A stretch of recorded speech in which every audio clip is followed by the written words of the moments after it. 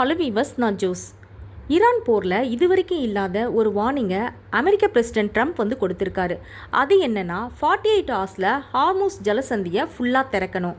ஏன்னா சர்வதேச எண்ணெய் போக்குவரத்தோட முக்கிய பாதை வழியை ஈரான் க்ளோஸ் பண்ணி வச்சுருக்காங்க. கச்சா எண்ணெய், திரவமாக்கப்பட்ட இயற்கை எரிவாயு, எல்என்ஜி இதெல்லாம் இந்த நீர் வழியாக தான் கொண்டு வரப்படுது. இதெல்லாம் ஏற்றிட்டு வர ships Saudi, Dubai, Kuwait, Iraq, ஐக்கிய அரபு எமிரேட்ஸ், பிற வளைகுடா நாடுகளோட எண்ணெயும் இதில் இருக்குது.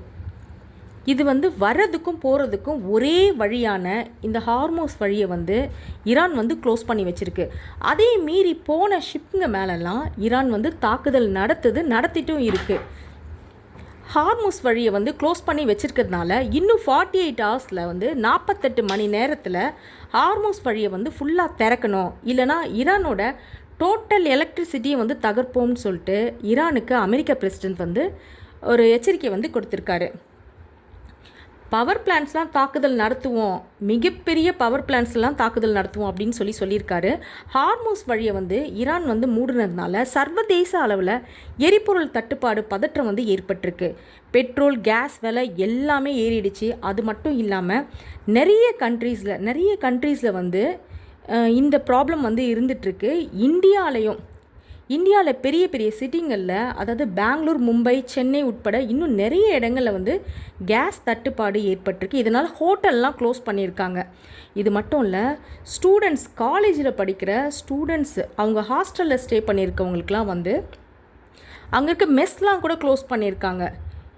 இன்ஜினியரிங் காலேஜ், மெடிக்கல் காலேஜ், அங்கே இருக்க ஹாஸ்டலில் இருக்கிற மெஸ்லாம் கூட நிறைய இடங்களில் மூடிட்டாங்க. சில இடங்களில் வெரைட்டி ரைஸ் ஒன்லி தான் ஸ்டூடெண்ட்க்கு நாங்கள் போடுவோம் அப்படின்னு கொடுத்துட்ருக்காங்க.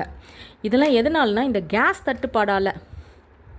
ஈரானோட ஃப்ரெண்ட் லிஸ்ட்டில் இருக்கிற நாடுகளாக இருக்கிற ஒரு சில நாடுகளுக்கு மட்டும் ஹார்மோஸ் வழியை ஈரான் திறந்து விடுறாங்க. இதனால் ஹார்மோஸ் வழியை முழுசாக திறக்க சொல்லி ஈரானுக்கு அமெரிக்கா கடும் எச்சரிக்கை கொடுத்துருக்காங்க.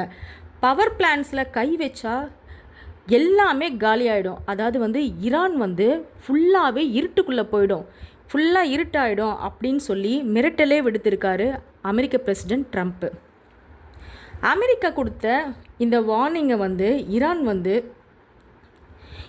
இது வரைக்கும் எந்த ஒரு பெரிய ரியாக்டும் பண்ணலை. ஏன்னா ஈரான் இது வரைக்கும் பதில் தாக்குதல் நடத்திட்டு தான் இருக்காங்க.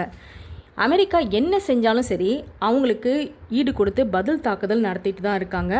அது மட்டும் இல்லை, அமெரிக்காவுக்கு யார் யார் அவங்கவுங்க மிலிட்ரி பேஸ் கொடுத்தாங்களோ அரப் கண்ட்ரிஸ், அவங்களெல்லாம் கூட ஈரான் தாக்குதல் நடத்திட்டு தான் இருக்கிறாங்க.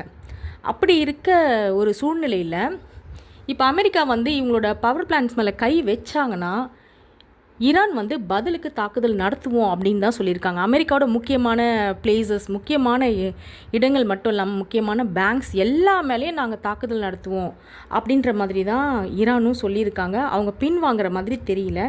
இந்த வார் சீக்கிரம் ஒரு முடிவுக்கு வந்துடணும். அப்படி இல்லைன்னா அமெரிக்கா வேறு ஏதாவது நியூக்ளியர்ன்ற விஷயத்தை கை வைக்குமோ, ஈரான் மேலே ஏதாவது செயல்படுத்திடுமோன்ற பயம் அச்சம் உலக நாடுகள் எல்லார்கிட்டையுமே இருக்குது. நெக்ஸ்ட் வீடியோவில் பார்க்குறேன். பாய்.